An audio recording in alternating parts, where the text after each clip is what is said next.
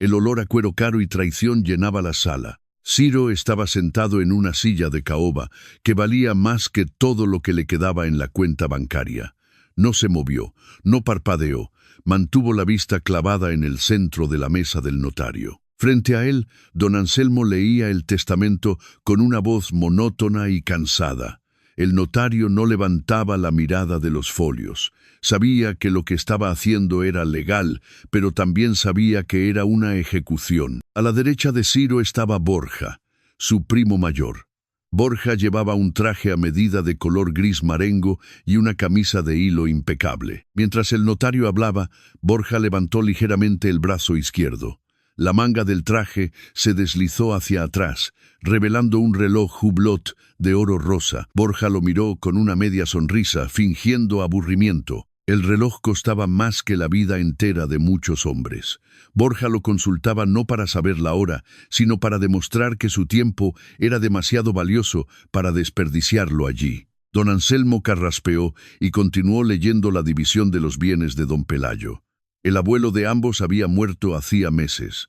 La herencia llevaba congelada por razones que nadie en esa sala quería explicar en voz alta. Ahora, el notario dividía la vida de un hombre en dos columnas limpias. Para Borja, los apartamentos de lujo en el barrio de Salamanca en Madrid, las cuentas bancarias, las acciones, las parcelas urbanizables. Borja asintió lentamente. Su rostro no mostraba sorpresa, solo la satisfacción de un depredador que encuentra la presa exactamente donde esperaba. Don Anselmo tragó saliva. Pasó a la última página. Su voz bajó un tono al pronunciar el nombre de Ciro. A Ciro, el nieto arruinado, el hijo del hombre que había quebrado intentando mantener a flote el negocio familiar, le correspondía una sola cosa: el Llagar de las Ánimas, una antigua finca y fábrica de sidra en las montañas de Asturias. Don Anselmo leyó la valoración oficial de la propiedad: 100 euros. La sala quedó en un silencio sepulcral. 100 euros por una casona de piedra, un patio central, bodegas subterráneas y hectáreas de terreno. Nadie en la sala protestó. Borja dejó escapar una risa suave, casi inaudible. Sus abogados, sentados detrás de él, imitaron el gesto tapándose la boca. Se reían porque sabían la verdad. El Llagar de las Ánimas llevaba más de una década hundido bajo el agua. La propiedad estaba podrida, sumergida y abandonada. Don Pelayo, en sus últimos años de supuesta locura, había dejado que la finca se ahogara. Era un regalo envenenado, una burla final. Don Anselmo empujó un objeto sobre la mesa pulida hacia Ciro. No era un manojo de llaves de latón, era una llave de hierro forjado, pesada como un martillo, oxidada y fría. Borja se reclinó en su silla de cuero. Miró a Ciro con desprecio y le ofreció comprarle la finca allí mismo por unos miserables billetes, para ahorrarle el viaje. Ciro no respondió. No iba a darles el placer de verle sangrar. Su padre había muerto ahogado en deudas, y Ciro había pasado los últimos 2 años pagando cada céntimo con su propio sudor, perdiéndolo todo en el proceso. No le quedaba nada en Madrid, ni casa, ni dinero, ni familia que le importara. Ciro extendió su mano callosa. Sus dedos, ásperos por el trabajo manual en los almacenes donde había tenido que emplearse, se cerraron sobre el hierro forjado. El metal estaba helado. Ciro se levantó, se ajustó su vieja chaqueta de lona descolorida y salió de la notaría sin decir una sola palabra. Salió a la lluvia de Madrid, llevando consigo lo único que le quedaba en el mundo. El viaje hacia el norte fue una tortura lenta. Un autobús nocturno que olía a gasoil y a humedad le llevó a través de la península. Mientras dejaba atrás la llanura seca de Castilla, el paisaje comenzó a cerrarse. Las montañas de la cordillera cantábrica se alzaron como muros de piedra oscura. El cielo se volvió de un gris pesado, casi plomizo. Ciro bajó del autobús en un cruce de carreteras perdido en la niebla. El conductor cerró las puertas de golpe y aceleró, dejándole solo en el arcén. Desde allí, quedaban 5 kilómetros de subida por un camino de tierra y grava. Comenzó a caminar. El orvallo, esa llovizna fina y constante del norte, que no parece mojar pero que te cala hasta los huesos, empezó a caer. El agua resbalaba por la tela gastada de su chaqueta de lona. El parche oscuro en su hombro derecho se empapó rápidamente. Sus botas de cuero marrón, desgastadas por los años, pisaban el barro con un sonido sordo y rítmico. Al pasar por el pequeño pueblo del valle, Ciro sintió el peso de las miradas. Nadie salió a saludarle, nadie abrió una puerta. Las cortinas de las ventanas de piedra se movían un par de centímetros y volvían a cerrarse. Los lugareños sabían quién era, sabían a dónde se dirigía, y sabían que caminar hacia el Yagar de las Ánimas era caminar hacia un cementerio de agua y piedra. El camino se volvió más empinado. Los castaños y los robles formaban un túnel oscuro sobre su cabeza. El sonido del agua corriente empezó a dominar el silencio. Y entonces lo vio. El Yagar de las Ánimas se alzaba al final del valle. Era una estructura masiva de piedra gris, construida con la fuerza bruta de generaciones pasadas, pero estaba herida de muerte. El techo de la nave principal, donde antiguamente se prensaba la manzana, se había hundido. Las vigas de castaño apuntaban al cielo gris como costillas rotas de un animal gigante. Ciro se acercó a la entrada. El muro de piedra estaba cubierto de musgo negro y hiedra muerta. Y frente a la puerta principal, el desastre absoluto. El patio central y la entrada a la bodega subterránea no existían.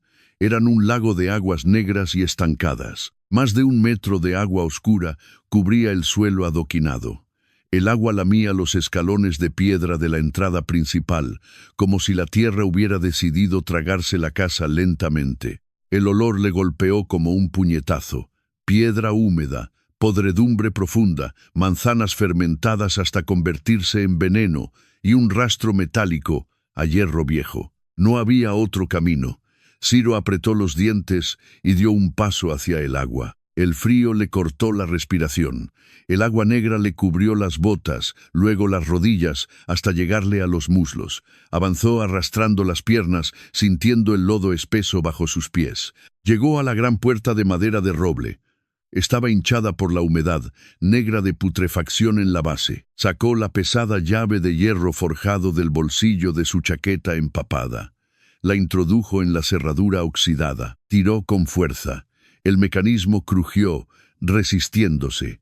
Ciro usó todo el peso de su cuerpo, girando el hierro con rabia. Un sonido seco resonó en el valle. La cerradura cedió. Ciro empujó la puerta. Se abrió arrastrando el agua hacia el interior del vestíbulo. Dentro, el desastre era aún mayor. El suelo de la planta baja estaba sumergido. Los muebles que quedaban flotaban como cadáveres o se habían deshecho en el lodo. El olor a encierro y humedad era asfixiante. Caminó por el pasillo inundado, buscando las escaleras de piedra que llevaban al piso superior. Los escalones crujieron bajo sus botas mojadas, pero la piedra aguantó. Subió al primer piso. 14 habitaciones en aquella casona inmensa. Ciro abrió puerta tras puerta, techos derrumbados, suelos podridos, nidos de pájaros y agua filtrándose por las paredes. Hasta que llegó al final del pasillo del ala este. Abrió una puerta de madera maciza. Silencio, silencio seco. El techo estaba intacto. Las vigas sostenían la estructura. No había manchas de humedad en las paredes. Una vieja cama de hierro forjado descansaba en la esquina, y en el centro de la habitación, observándole con ojos amarillos y desconfiados, había un mastín. Era un perro enorme, cruzado, con el pelaje gris, ceniza lleno de cicatrices. Estaba flaco, pero no débil. Se mantenía en pie, tenso, defendiendo el único rincón seco de aquel infierno. El mastín no ladró. Ciro no retrocedió. Se miraron durante un largo minuto. 2 supervivientes arruinados evaluándose mutuamente. Ciro dejó su pesada mochila de lona en el suelo de madera seca. Sacó una lata de carne de su equipaje, la abrió con su navaja y la dejó a medio camino entre él y el perro. Luego se sentó en la cama de hierro, empapado, agotado, y escuchó el goteo incesante del agua en el piso de abajo. El perro se acercó a la lata, olió la carne y empezó a comer lentamente, sin apartar sus ojos amarillos del hombre. Esa noche durmieron en la misma habitación. A la mañana siguiente comenzó la guerra. Ciro bajó al patio inundado con las primeras luces del alba. Llevaba su chaqueta húmeda y el frío le calaba los huesos. Encontró herramientas viejas en un cobertizo a medio derruir. Una pala oxidada, un pico con el mango astillado. Su plan era simple: abrir una zanja en la tierra del patio exterior para que el agua negra drenara hacia la pendiente de la montaña. Cavó durante 10 horas.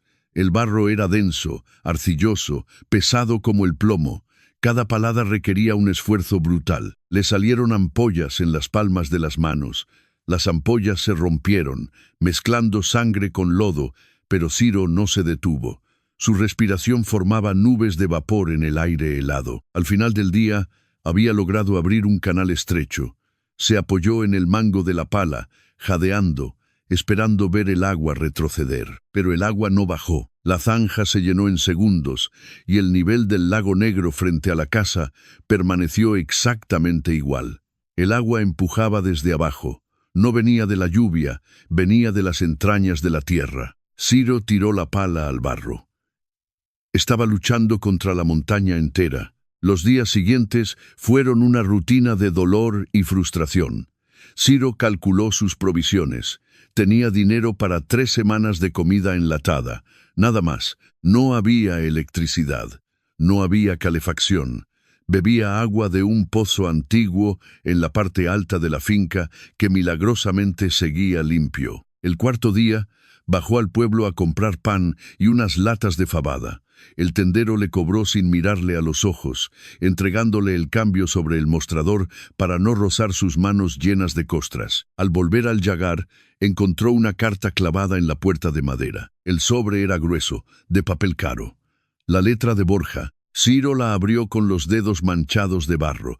Dentro había un cheque bancario por 3.000 euros y una nota breve. Se leía rápido. 3.000 euros. Firma los papeles de renuncia. Sé un hombre, Ciro. Acepta que has perdido y corta por lo sano antes de que te mueras de neumonía. 3.000 euros por una propiedad que, de estar seca, valdría cientos de miles. Borja no quería ayudarle. Borja quería el terreno para algún proyecto o simplemente quería humillarle hasta el final. Ciro miró el cheque. 3.000 euros le darían un cuarto caliente en Madrid durante un tiempo. Comida caliente, ropa seca. Cogió el cheque, lo rompió en 4 pedazos perfectos y dejó que el viento se llevara los restos hacia el agua negra. No iba a rendirse. A la mañana siguiente, el sonido de un motor diésel rompió el silencio del valle. Ciro salió al balcón de piedra. Un todoterreno viejo, un Santana Aníbal de color verde descolorido, subía por el camino de tierra, escupiendo humo negro. El vehículo se detuvo bruscamente frente a la verja de entrada. La verja estaba bloqueada por un enorme roble que había caído durante una tormenta años atrás, aplastando el hierro. La puerta del conductor se abrió. Un hombre bajó pisando el barro con botas de trabajo pesadas. Era un hombre de unos 40 años, de hombros anchos y complexión robusta. Llevaba un mono de trabajo azul marino manchado de grasa y una barba corta y dura. No saludó. No miró hacia el balcón. El hombre caminó hasta la parte delantera de su Santana Aníbal. Sacó un cable de acero del cabrestante del parachoques. Caminó hacia el roble caído, pasó el cable alrededor del tronco podrido y lo aseguró con un gancho pesado. Volvió al todoterreno, activó el mecanismo y el motor rugió. El cable de acero se tensó con un chasquido metálico. El enorme tronco de roble crujió, se levantó del barro y fue arrastrado brutalmente hacia un lado, liberando la entrada del yagar por primera vez en años. Ciro bajó las escaleras y cruzó el agua negra hasta llegar a la verja. El hombre estaba recogiendo el cable. Sus manos eran grandes, callosas, marcadas por cortes de herramientas y aceite de motor. Ciro se detuvo a 2 metros de él. «¿Cuánto te debo?», preguntó Ciro. Su voz sonó ronca por la falta de uso. El hombre terminó de enrollar el cable. Se volvió lentamente. Sus ojos eran oscuros, serenos, evaluando a Ciro de arriba a abajo, evaluando la chaqueta mojada, las manos sangrantes, la postura firme. «Yo trabajaba para don Pelayo», dijo el hombre. Su acento era cerrado, profundamente asturiano. Me llamo Hugo. Hugo caminó hacia la parte trasera del todoterreno. Sacó una pesada bolsa de herramientas de lona verde, manchada de aceite y desgaste. Caminó hacia la verja y dejó la bolsa sobre una piedra seca, justo en el límite de la propiedad. No añadió nada más. Se subió al Santana Aníbal, metió la marcha rasca y aceleró camino abajo, desapareciendo en la niebla. Ciro miró la bolsa de herramientas. Era un mensaje. No estaba solo, pero la ayuda no iba a ser gratis en términos de sudor. Tenía que demostrar que merecía estar allí. Esa tarde, el frío se volvió insoportable. El Orbayu se transformó en una lluvia helada que amenazaba con congelar el agua del patio. Ciro necesitaba fuego. Entró en la gran nave del Yagar, la zona de prensado. Era un espacio cavernoso. En el centro, alzándose como un esqueleto prehistórico, estaba la prensa de sidra. Un lagar de madera de castaño, masivo, con vigas del grosor de un hombre. En uno de los muros laterales había una chimenea de piedra inmensa, lo suficientemente grande como para asar un cerdo entero. Ciro trajo leña húmeda que había cortado y dejado secar a medias en el pasillo. Intentó encender el fuego. El humo denso y negro rebotó contra el tiro de la chimenea y llenó la habitación, ahogándole. El tiro estaba bloqueado. Tosiendo, con los ojos llorosos, Ciro se arrodilló dentro del hogar de piedra. Usó una barra de hierro de la bolsa de Hugo para raspar décadas de hollín, nidos de pájaros endurecidos y alquitrán acumulado en las paredes de la chimenea. Mientras golpeaba la pared trasera del hogar, el sonido cambió. No fue el golpe sordo de la piedra maciza, fue un sonido hueco. Ciro limpió el hollín con la manga de su chaqueta. A la altura de sus rodillas, cerca de la base del enorme lagar de madera, había un sillar de piedra que no encajaba perfectamente. La junta de argamasa estaba suelta. Dejó la barra de hierro y usó sus manos. Clavó los dedos en la grieta. La piedra estaba fría. Tiró con fuerza, usando los músculos de la espalda. El sillar se dio con un rasguido sordo. Lo extrajo y lo dejó caer al suelo. Detrás de la piedra había un hueco del tamaño de una caja de zapatos, y dentro del hueco, envuelto en polvo negro, había un bulto. Lo sacó con cuidado. Era una funda de lona encerada, piel de aceite resistente al agua, atada con una cuerda gruesa de cáñamo. Ciro llevó el paquete al piso superior, a la habitación seca. El mastín levantó la cabeza desde la esquina, observando con atención. Ciro encendió una vela de sebo, la única luz que tenía, y cortó la cuerda con su navaja. Desplegó la tela encerada sobre las mantas viejas de la cama. Dentro había dos cosas: un fajo de planos topográficos antiguos, dibujados en papel vegetal, y un libro de contabilidad encuadernado en cuero negro, grueso y pesado. Abrió el libro. La letra era inconfundible. Trazos firmes, agudos, en tinta negra que había resistido el paso del tiempo. Era la letra de su abuelo, don Pelayo. Ciro se sentó en el suelo, cruzó las piernas y acercó la vela. El mastín se acercó lentamente y apoyó su enorme y pesada cabeza sobre la rodilla de Ciro. La primera página del libro no tenía fecha. Solo tenía una frase escrita en letras mayúsculas: para el que tenga los cojones de quedarse a leer esto. Ciro pasó la página. Las siguientes hojas eran registros financieros, pero no de la fábrica de sidra. Eran registros de dinero entregado, nombres de familias del valle, fechas exactas a lo largo de 40 años, cantidades de dinero sorprendentes. Ciro leyó las notas al margen: pago del tractor nuevo de la familia Suárez, cirugía de corazón del hijo pequeño del panadero, liquidación de la hipoteca de las tierras altas de los Fernández para evitar el embargo del banco, cientos de miles de euros, repartidos en silencio durante décadas. Don Pelayo nunca se había vuelto loco, no había despilfarrado la fortuna de la familia en vicios ni en malas inversiones. Había estado salvando al valle entero, manteniendo a las familias rurales a flote frente a los bancos de Madrid, y lo había hecho en secreto. Nadie fuera de ese libro sabía de dónde venía el dinero. Por eso el panadero no le miraba a los ojos, por eso nadie abría las puertas. Sentían vergüenza, una deuda de honor que no sabían cómo pagar al nieto del hombre que les salvó la vida. Pero eso no explicaba el agua, no explicaba la ruina. Ciro dejó el libro y desenrolló los planos topográficos. Eran mapas del Yagar de las Ánimas y del terreno circundante. Mostraban el sistema subterráneo. Las bodegas no eran simples sótanos. Eran bóvedas inmensas, construidas sobre un antiguo acueducto romano que canalizaba el agua de la montaña por debajo de la finca. El plano tenía anotaciones en tinta roja, fechadas hace 12 años, el año en que todo empezó a pudrirse. Las líneas rojas marcaban el canal principal de drenaje en el extremo sur del patio. Había un diagrama detallado de cómo sellar el canal, cantidades de hormigón armado, varillas de acero y la ubicación exacta de un muro de contención subterráneo construido a propósito. Don Pelayo no había dejado que la finca se inundara por negligencia. La había inundado él mismo. Había dinamitado y sellado el acueducto romano para que el agua de la montaña no tuviera escapatoria, ahogando su propia casa. Ciro volvió al libro de cuero.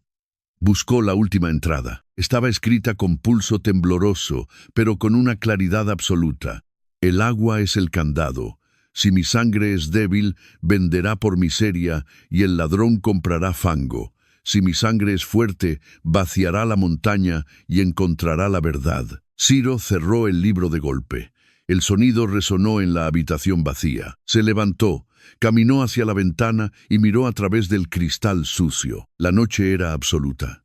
Abajo, el patio inundado reflejaba la luz de la luna filtrándose entre las nubes. El agua negra, estancada, mortal, todos en Madrid, incluyendo a Borja y a los abogados del traje a medida, pensaban que el Yagar era un cadáver podrido.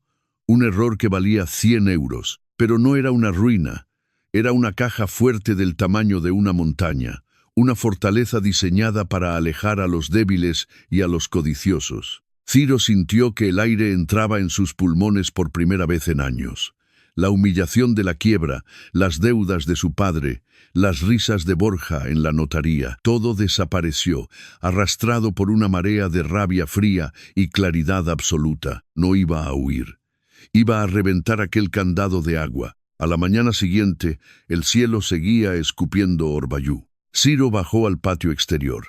Llevaba los planos protegidos en un plástico dentro de su chaqueta. El Santana Aníbal de Hugo ya estaba allí, aparcado junto a la verja. Hugo estaba de pie frente al lago de aguas negras. Sostenía un pico pesado de minero en su mano derecha, apoyado casualmente sobre su hombro. Ciro caminó hacia él. El barro se pegaba a sus botas. La lluvia le mojaba el pelo oscuro. Se detuvo junto al mecánico asturiano. Ambos miraron hacia la masa de agua oscura que cubría la finca. Ciro sacó los planos y señaló un punto exacto bajo 3 metros de barro y agua negra en el extremo sur. «Tenemos que vaciar la montaña», dijo Ciro. Su voz no tenía dudas. Era una orden y al mismo tiempo un ruego de sangre. Hugo giró la cabeza lentamente. Miró a Ciro a los ojos. Vio la determinación. La furia contenida de un hombre que ya no tenía nada que perder. El mecánico asintió una sola vez. Se dio la vuelta, caminó hacia la parte trasera de su todoterreno y sacó una maza de acero de 10 kilos. Caminó de vuelta y se la entregó a Ciro, golpeando el mango contra el pecho del joven. Ciro agarró el mango de madera de fresno. El acero pesaba, frío y brutal, un ancla que lo ataba a esa tierra.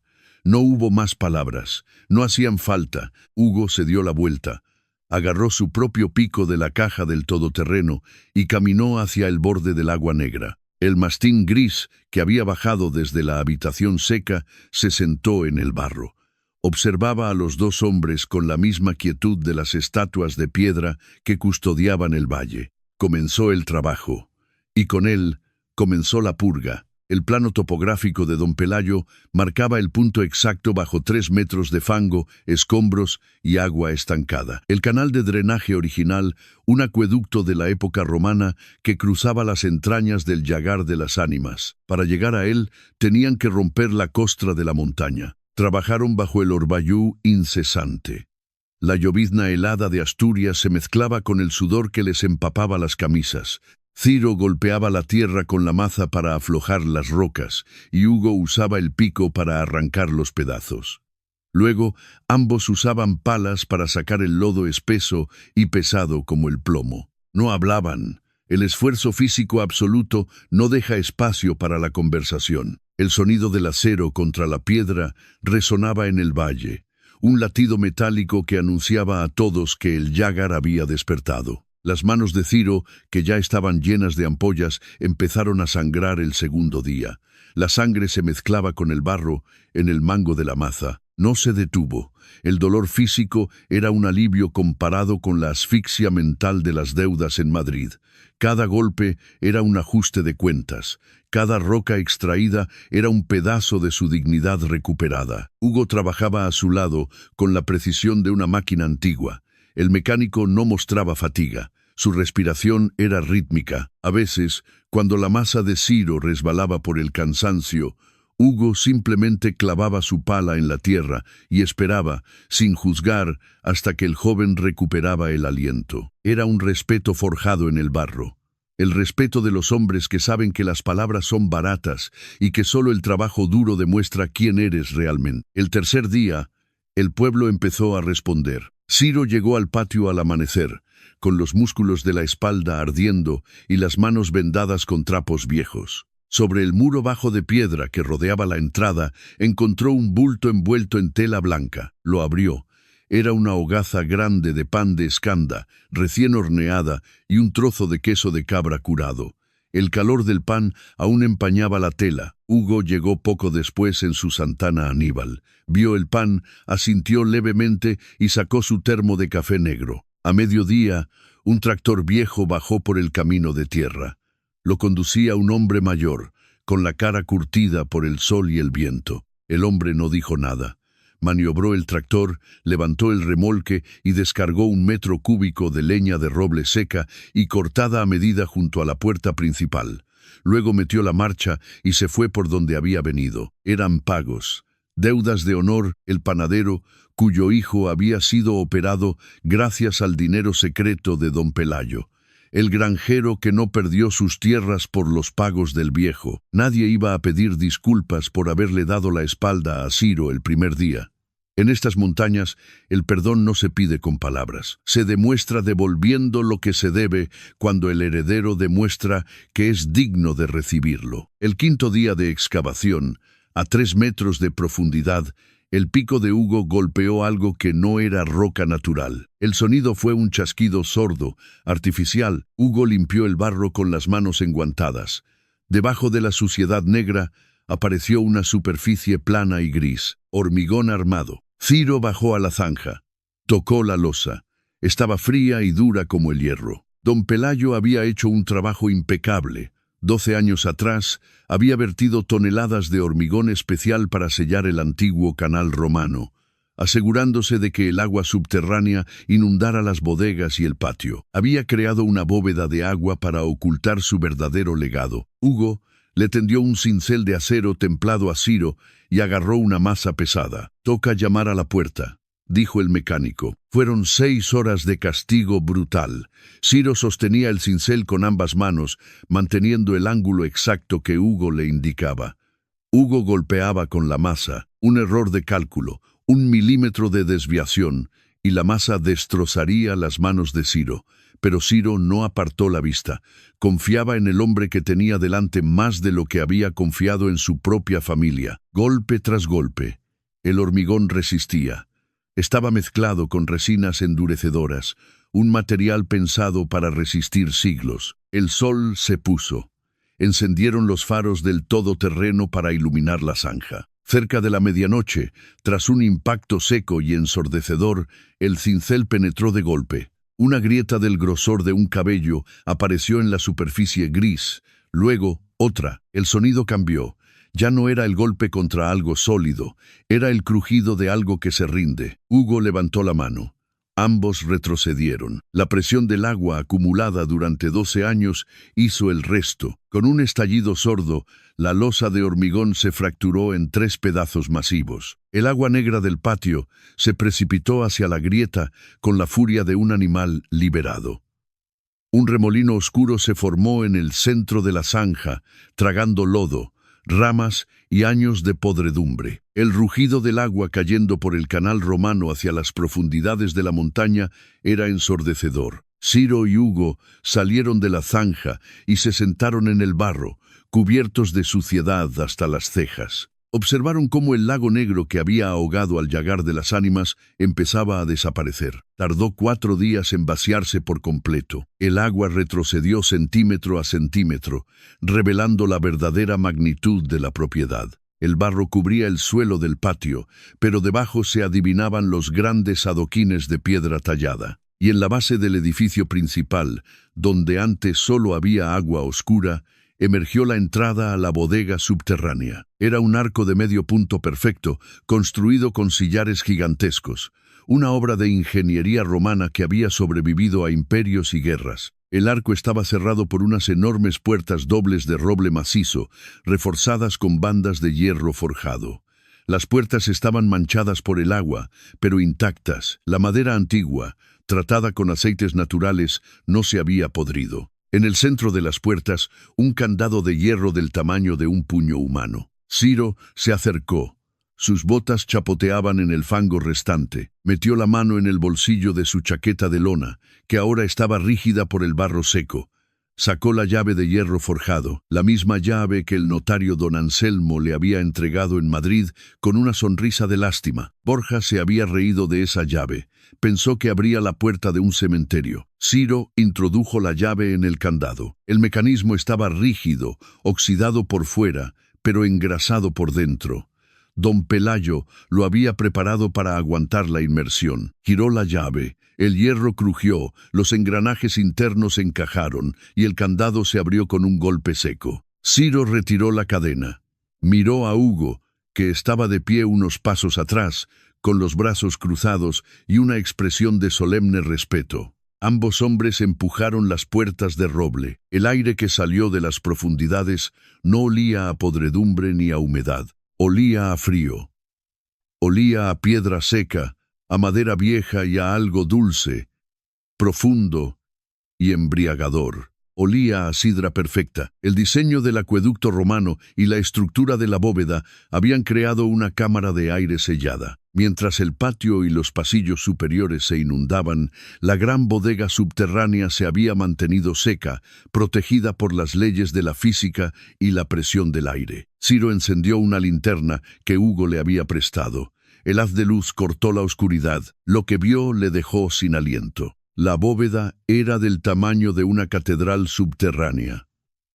Hileras interminables de barricas de castaño gigantescas descansaban sobre soportes de piedra. Cientos de toneles, miles de litros de sidra tradicional asturiana, envejecida en condiciones perfectas de temperatura y oscuridad durante más de una década. Era una reserva histórica.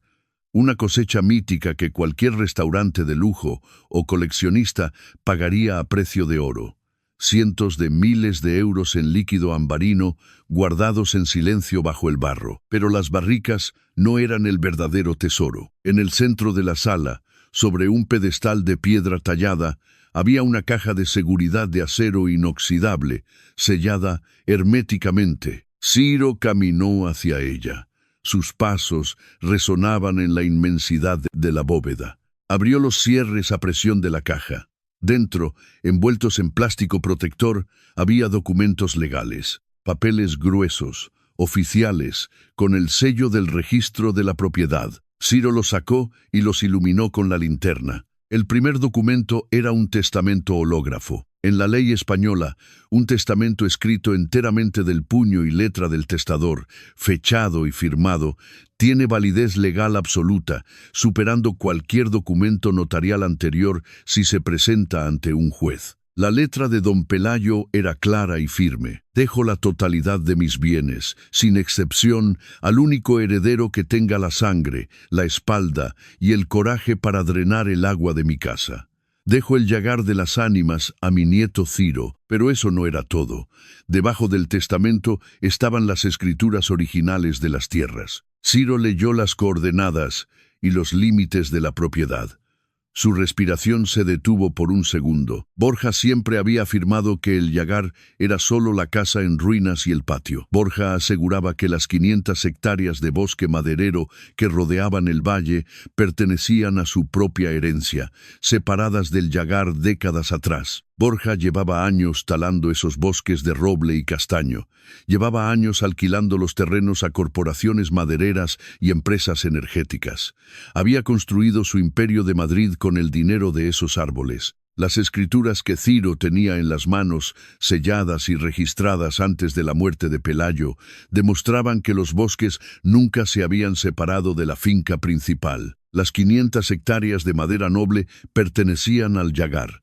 Pertenecían a Ciro. Borja no solo le había ofrecido 3.000 euros por una propiedad que valía millones. Borja llevaba años cometiendo fraude a gran escala, explotando tierras que no eran suyas, falsificando límites de propiedad en connivencia con el notario don Anselmo. El agua no solo protegía la sidra, el agua protegía la prueba de un crimen que enviaría a su primo a prisión. Ciro dobló los documentos y los guardó en el bolsillo interior de su chaqueta. Apagó la linterna.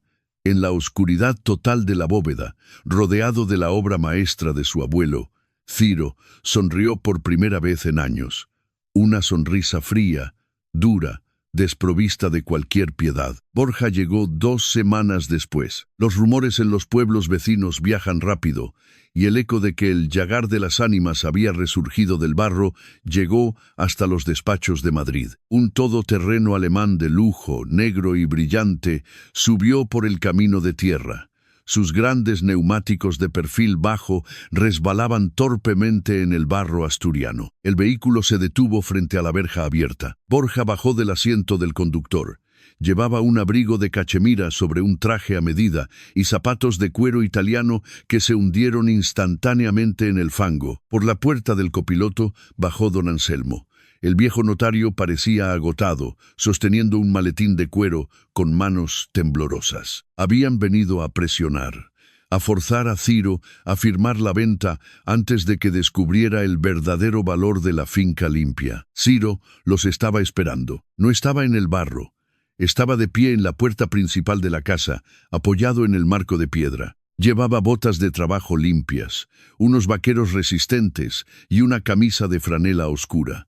Su postura era relajada, pero era la relajación de un depredador seguro de su territorio. El mastín gris estaba sentado a su lado, inmóvil. Borja caminó hacia él, intentando mantener su aire de superioridad mientras esquivaba los charcos. Miró el patio drenado, los muros de piedra limpios, el canal romano expuesto. «Vaya, parece que has jugado a ser albañil», dijo Borja, forzando una sonrisa arrogante. «Pero esto sigue siendo una ruina, Ciro.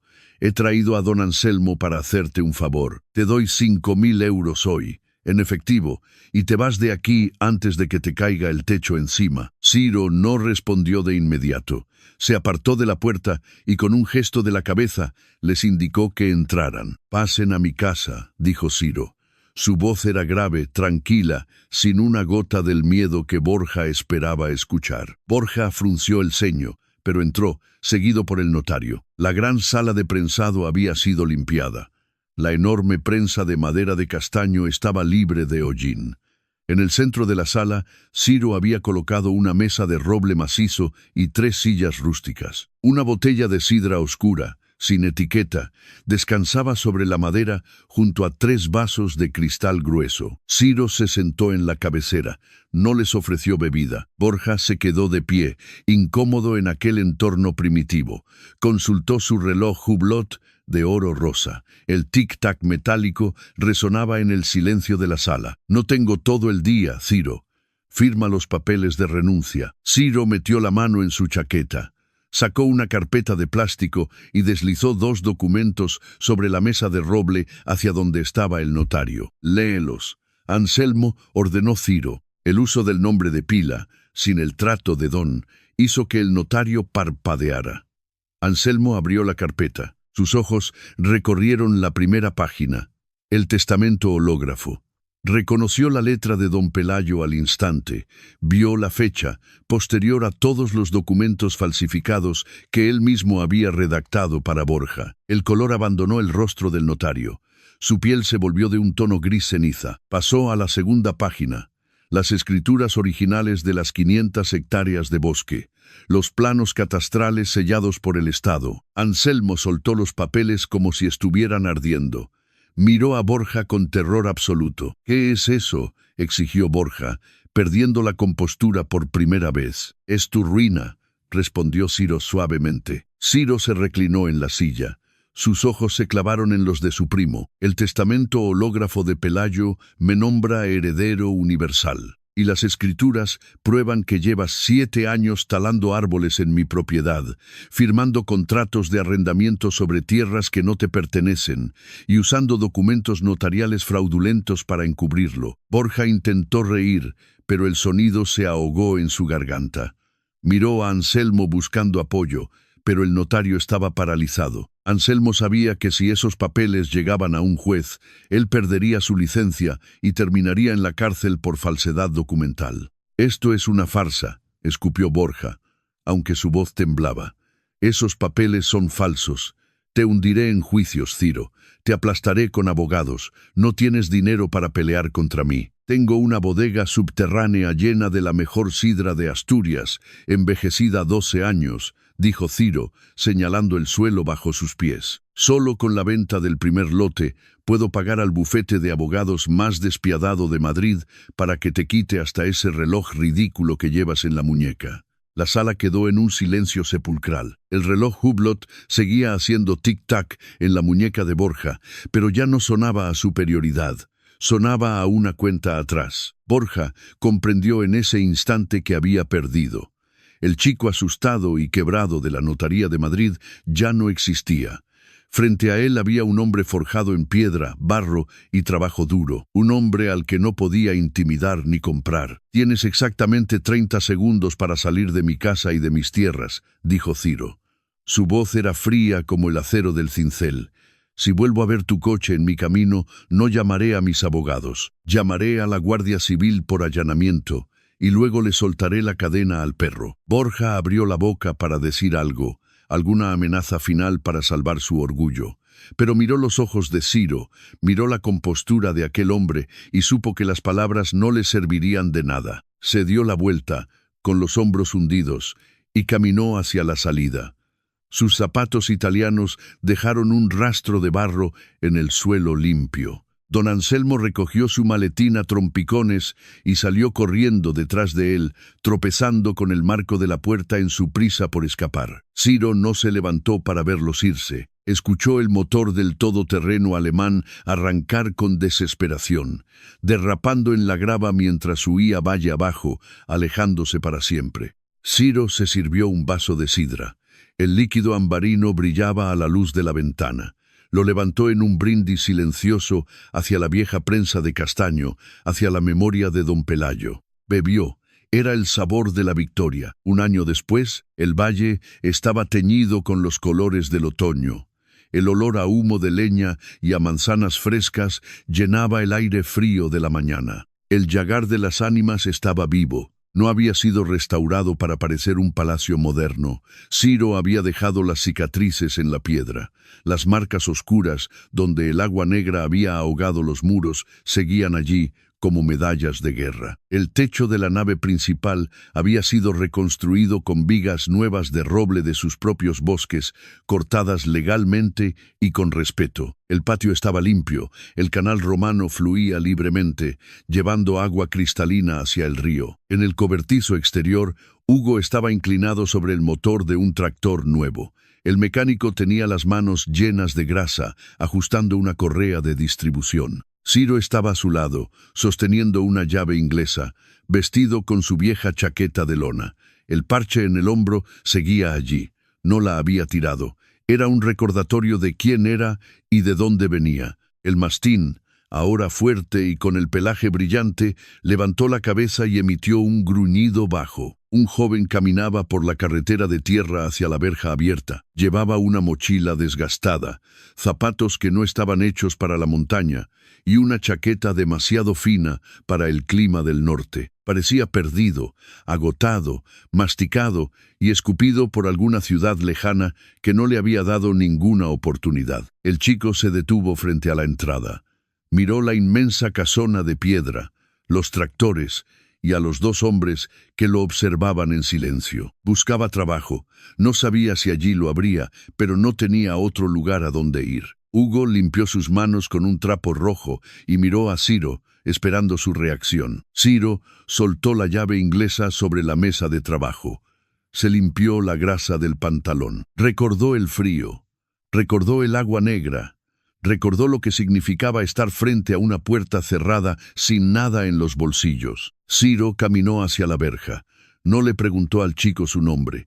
No le pidió una historia trágica ni excusas. Solo lo miró a los ojos, señaló hacia una pila de leña que necesitaba ser cortada y le dijo que cogiera el hacha. El llagar de las ánimas nunca fue solo una herencia, fue una prueba. Y ahora Ciro era el guardián de la montaña.